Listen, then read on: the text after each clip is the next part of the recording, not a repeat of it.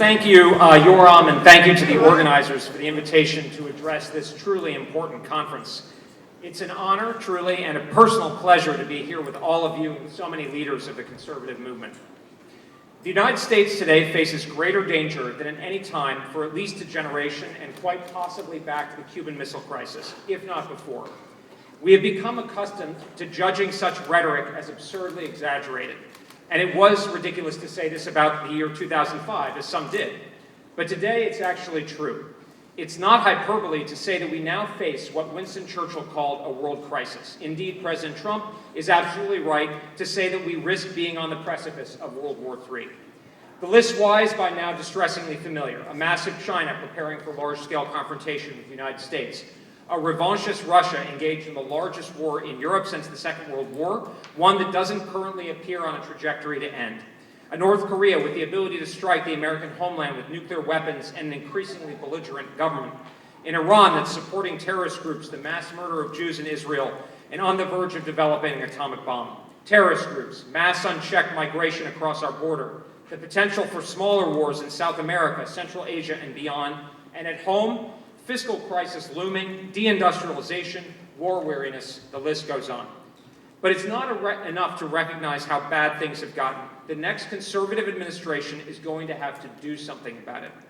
So how should Americans, and especially a conservative administration, face this extraordinarily dangerous time?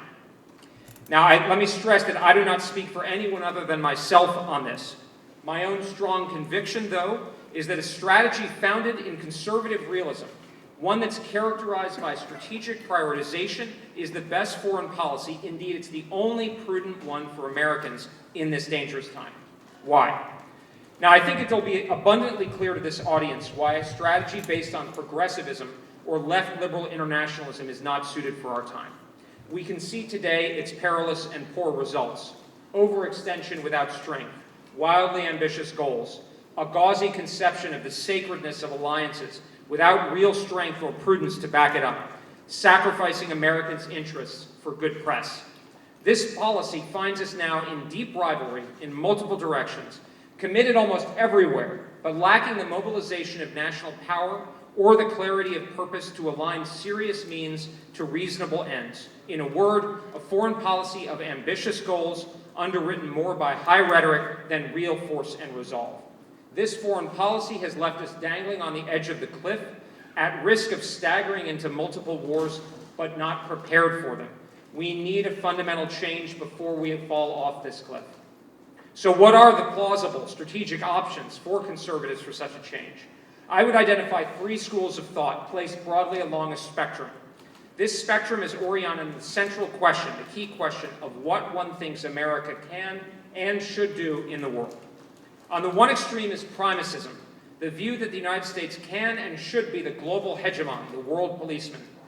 Now, this view is highly popular among the old Republican establishment, but not among voters.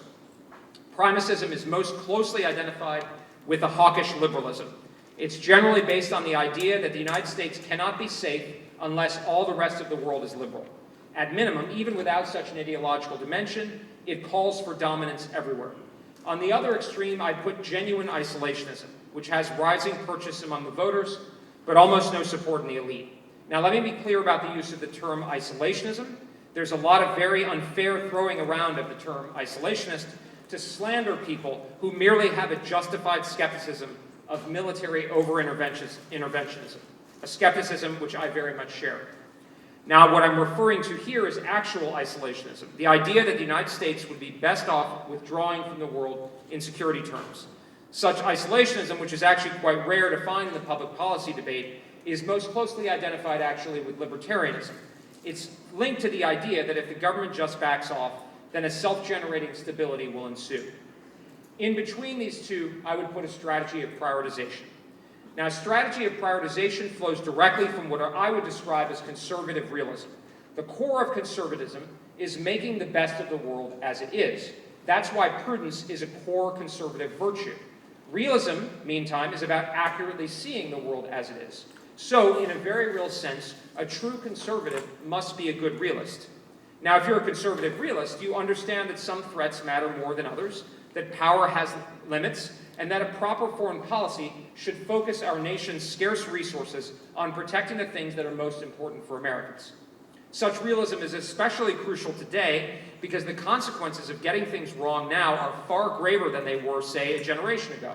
In the 1990s, we could experiment with primacism, however unwisely, because the consequences of making the wrong decisions were so modest.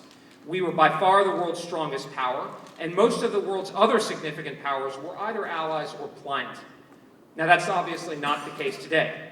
Today, the rivals we face are much stronger than they were 30 years ago, while our own economic, military, and strategic situation is far more constrained.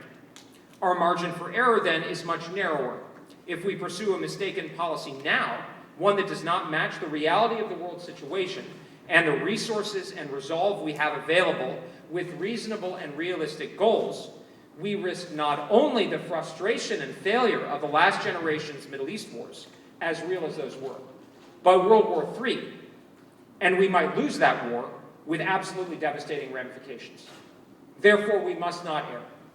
So let's evaluate these three broad options and determine which is most prudent in these conditions. Now, while I certainly sympathize with the arguments for greater restraint in light of our foreign policy experience over the last 30 years, I think the world today makes clear that a strategy of isolationism is highly ill-advised. Certainly, an overactive and hyper-ambitious foreign policy is deeply unwise.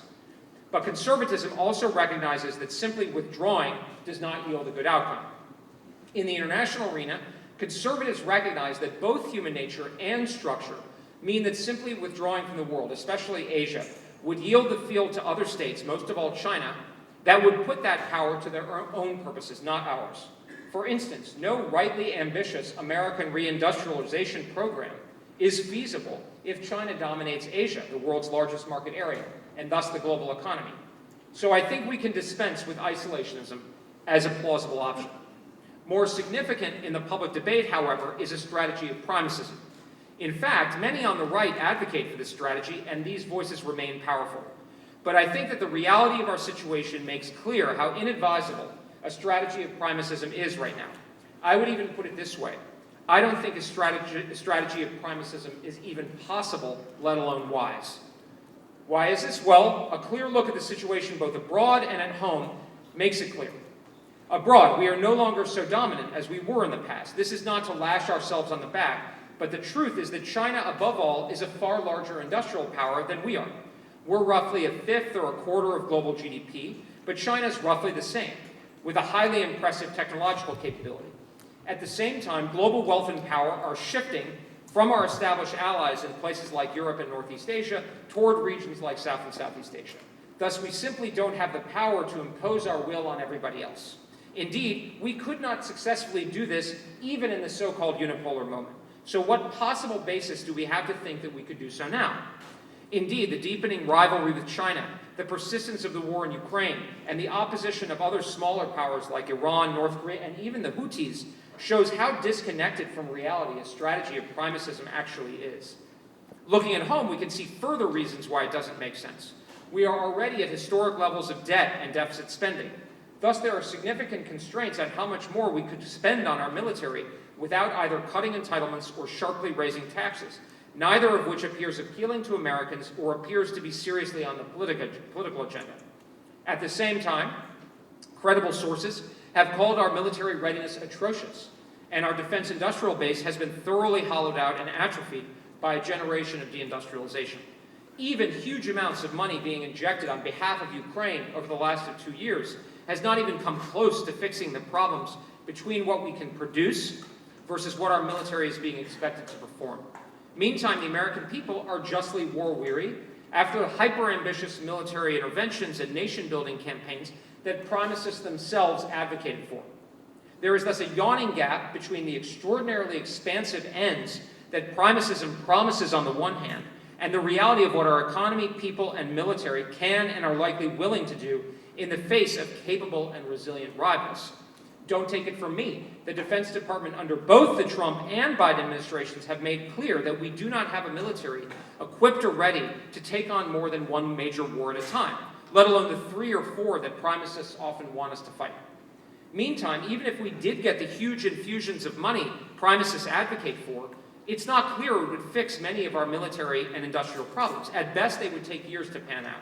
In the meantime, the key questions a conservative administration would face are here and now. A Chinese attack on Taiwan, an expansion of war in Ukraine, an Iranian nuclear bomb, a North Korean attack south, etc. These are right now challenges, not for the 2040s. The upshot of this is that if a conservative administration tried to pursue a strategy of primacism today, it could very well actually end up with the worst possible outcome. Primacism's grandiose objectives and aggressive rhetoric would further inflame our already highly dangerous rivalries, but without actually developing the military and resource capacity or the political support to effectively confront those threats. In other words, a huge amount of barking but little bite. Pursuing this policy in a future conservative administration could very well lead to unnecessary conflicts, overstretching us, and ultimately sending us to defeat in wars we did not need to fight. In other words, disaster, loss, and humiliation. Certainly, conservatives should want our government to be strong and resolute where necessary, but it is not conservative to put ourselves in a position where we fight wars we are not positioned to win, especially unnecessary ones. Getting ourselves into World War III and losing it is not a sensible strategy. So what is? I believe the only sensible policy for a conservative administration is a kind of via media between these two extremes, one rooted in conservative realism. This approach would allow us to prioritize the threats we face, offering a rational, moderate conception of the goals we should pursue in the world, and based on realistically available means to pursue them. It would neither overshoot the mark like primacism, nor undershoot it like isolationism. Such an approach would begin with and stay closely rooted in the core goals that any conservative, sensible foreign policy must tend to. These are the security, freedoms, and prosperity of the American people. These goals are neither overly ambitious nor too pinched. Americans have a right to have their interests be put first and foremost by their government. Any conservative administration should be proud to put Americans' interests first. But these goals are also moderate and reasonable. They do not demand the subservience or domination of others. And this is important because it distinguishes a rational and attainable policy from the overweening ambitions of those who would seek to control, liberalize, or pacify the whole world. Such overambition now is likely to backfire dramatically and fail even at meeting the most important goals. So what's necessary to protect these core American interests? Well, not all of the threats that I mentioned earlier are equally grave in the peril they pose Americans' interests. They are of differing levels of severity. Since no country can realistically hope to invade and subordinate America, the most significant peril is that American life could fall under the control and dominance of a foreign power. This is the only way that this could happen is if another great power gains so much strength that it could overawe us. A clear look at the world today shows there's only one possible candidate for this risk, China and Asia. Now, this isn't to say that others aren't dangerous. They are. Russia is not going to disappear and poses a threat to NATO Europe, especially Eastern and Northern NATO. Iran is aggressive and dangerous in the Middle East, posing a threat to our ally Israel and the Gulf states. North Korea poses a menace to South Korea and Japan, but none of these can pretend to dominate an area of the world that would allow them to impose their will on us. Russia, for instance, is a fraction of the GDP of China, and Europe is roughly half the GDP of Asia. Iran and North Korea, meantime, are far smaller than even Russia. China, meantime, is a behemoth. It's the strongest state we have faced as a nation relative to ourselves since the 19th century. It dwarfs in this sense the Soviet Union, the Axis powers, and the World War I Central powers. Asia, meantime, is now the center of the world economy. If China could dominate Asia, it would have a controlling influence on over 50% of global GDP. And Beijing has a rational incentive to strive for such dominance, since it could reorient the world economy around itself much to its advantage. Unsurprisingly, then, Beijing is in fact building an increasingly formidable military to pursue just such a goal. If successful in dominating Asia, China would have enormous leverage to dominate the rest of the world and ultimately American national life, fundamentally undermining those core American goods. How could we be prosperous, free, and autonomous if China controlled our economy? By deduction, then, the most important political interest for the United States is to prevent China from dominating Asia. Now, I want to stress something important. This is a limited and rational goal. This is not the view of some who argue that we can only be safe if we turn China into a democracy, dismember it, or force it to concede to our own hegemony. Pursuing these goals is not necessary for Americans' core goods, and risks turning an already incredibly dangerous rivalry into a cataclysmic one. The goal I am proposing here, by contrast, is the limited and reasonable goal of a balance of power. This is enough. We don't need to dominate China, but we do need to make sure China cannot dominate us. Now, this is especially important because it's very clear that China is preparing for war with us over Taiwan, and the result of a victory in such a conflict with us could well be Beijing's dominance of Asia, or at least substantial progress in that direction. Even more immediate, there are very sound reasons to think that China might move to precipitate such a conflict in the coming presidential term. Nobody knows what Beijing will do, but they are manifestly preparing. We too, therefore, must be prepared. Nothing is more plausibly and gravely threatening to Americans from abroad than this. The best thing would be to deter it, but the only thing worse than it happening would be defeat. So how do we avoid that? A strategy of conservative realism would call for a balance of manifest strength in Asia, but also openness to a modus vivendi with China. We must be laser focused on the rightful conservative goal here, to preserve peace, if at all possible, but a decent peace, one that ensures Americans are safe, free, and prosperous, and thus by necessity prevents China from dominating Asia. Pursuing this aim must involve two pillars. One is the manifest military strength and resolve to use it that shows Beijing that it will not succeed in using its growingly formidable military force to dominate Asia. This is not about soft power or photo ops with allied leaders. This is about refocusing and husbanding our scarce military industrial power to show Beijing that it will not gain from attacking, that the United States and our allies and partners in the region, whose fates are even more threatened by China's ambitions, can and will be able to deny its aggressive moves against us. Meeting this standard will require a sharp change in our global strategy, not only from the current administration's unfocused and gauzy approach, but also from the globe-spanning primacism that denies we must focus our scarce resources and political will. But the other pillar is also critical. We must make clear to Beijing that our strategy does not necessitate its strangulation or humiliation, that we are not seeking to regime change or occupy China.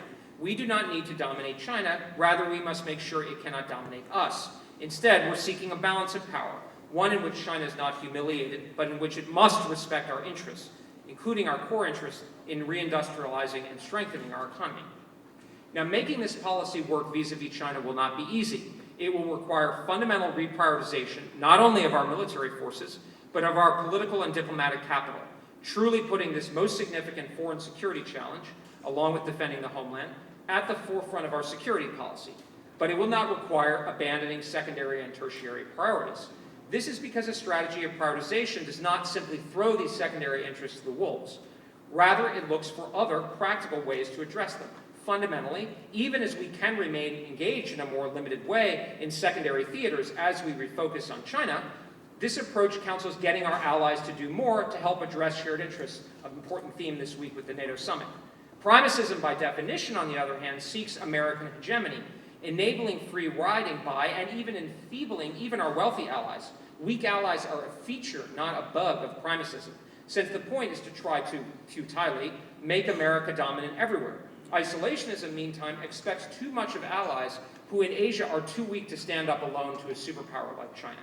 Conservative realism is very different. It wants a strong, vigorous, and as necessary, assertive America, yes, but unlike primacism, it also welcomes empowered and vigorous allies. Conservatism is all about a state recognizing its own proper limits and thus other entities' legitimate spheres for their own power and responsibility. In the domestic sphere, the principle of subsidiarity, and in the international sphere, a spirit of genuine partnership with other independent, vigorous states. Now, this approach creates an important role for diplomacy. Military force is, of course, the critical underlying source of our defense, but we cannot and should not seek to impose our will everywhere. Rather, a conservative government can and should look for ways to induce others to work with us, not simply dictate and browbeat.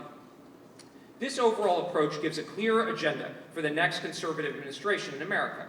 Grounded in both conservatism and realism, it's a foreign policy that would focus on the greatest challenges abroad to America, especially China's ability to dominate Asia. But it would do so in a way that grapples with, rather than ignores, the reality that there are reasonable limits to what Americans are prepared to fight about, spend, and sacrifice. It would honor and husband that willpower, rather than profligately waste it, as has too often been the case over the last generation.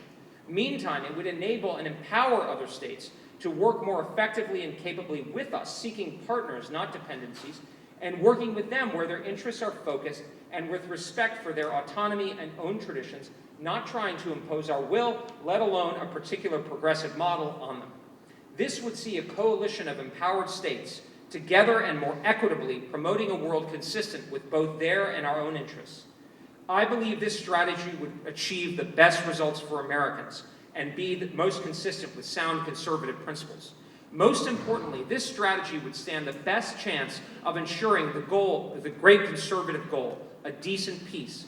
Peace is surely not the only good goal. A good peace must entail respect for our interests rather than impose humiliation, impoverishment, and servitude upon us.